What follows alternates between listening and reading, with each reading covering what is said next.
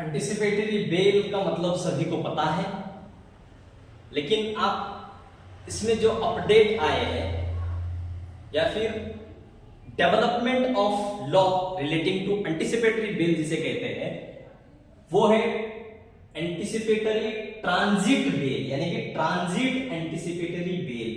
Transit anticipatory bell एक new development है in case of anticipatory bail. If you want to apply for anticipatory bail, you can usually apply to the court of session or high court in a state where the offense has been committed, where the allegations have been made or FIR has been registered.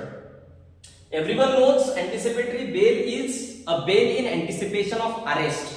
यानी कि arrest करने से पहले जो bell लिया जाता है, जो जमानत ली जाती है, उसे एंटिसिपेटरी बेल कहा जाता है।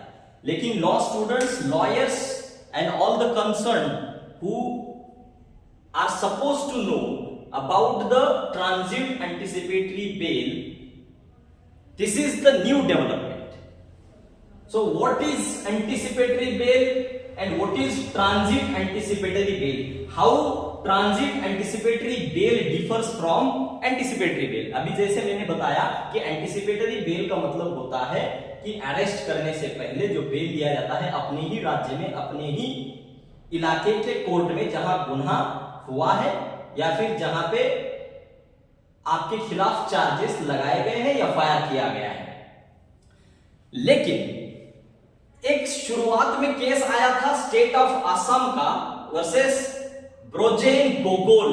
ये 1998 का पहला केस है जहां पे ट्रांजिट बेल पे चर्चा की गई और इसमें यह पाया गया कि एंटिसिपेटरी बेल लेने का असली पर्पज क्या है। What is the purpose behind anticipatory bail? The purpose is that person should not be apprehended in a case which is politically motivated, false और मालाफाइड केस। मतलब जो झूठी केस है, उस केस में किसी को अरेस्ट से बचाने के लिए, और हम ये अरेस्ट से क्यों बचा रहे हैं? Because personal liberty as provided under article 21 of the constitution of India is most important fundamental right for all the persons. इसके लिए एंटिसिपेटरी बेल का प्रोविजन हमें पुराने कोड ऑफ क्रिमिनल प्रोसीजर में भी देखने को मिलता था और नए बीएनएसएस में भी सेक्शन नंबर 482 में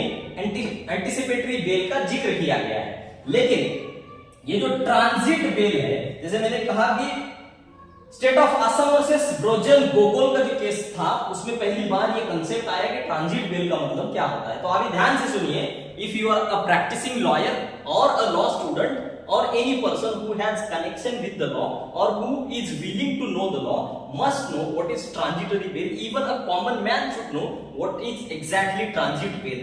Transit शब्द का मतलब होता है सफर, यानी कि आप कहीं सफर में हैं। सफर में होना इसका मतलब जरूरी नहीं है कि आप किसी बस, ट्रेन या प्लेन में ही हो या जहाज में हो।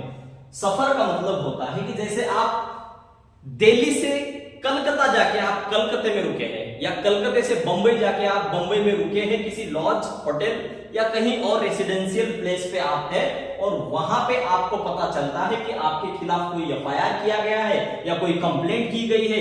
At any time you may be arrested by the police officials. तो ऐसे में क्या आप कलकत्ता या बंबई में बेल एप्लीकेशन लगा सकते हैं? यही कंसेप्ट है ट्रांजिट एंटिसिपेटरी बेल। अगर आप रहने वाले दिल्ली के हैं, दिल्ली में आपके खिलाफ किसी ने एफआईआर की गई है, आप चेन्नई में हैं, तो आपको वहां पे चेन्नई में एक एंटिसिपेटरी बेल एप्लीकेशन लगानी है वहां के हाई कोर्ट या सेशंस कोर्ट में, तो भी आप ये कर सकते हैं। हाँ, आपने सही सुना, आप ये कर सकते हैं।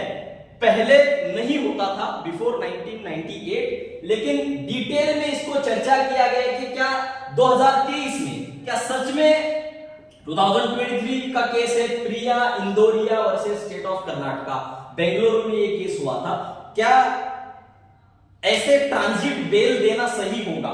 ट्रांजिट बेल देने का पर्पस क्या है? जैसे मैंने कहा कि 21 को प्रोटेक्ट करने के लिए, तो ये बेल देना क्या सही होगा या बेल देने से कोई नुकसान नुकसान हो जाएगा। तो सुप्रीम कोर्ट ने इस केस में डिटेल में चर्चा की गई है, जहां पे राजस्थान, राउरकेला यानी कि ओडिशा, गोवा और कर्नाटक इन 4 राज्यों का ताल्लुक था, जिसमें 498 ये पुराना वाला जो है उसका केस किया गया था।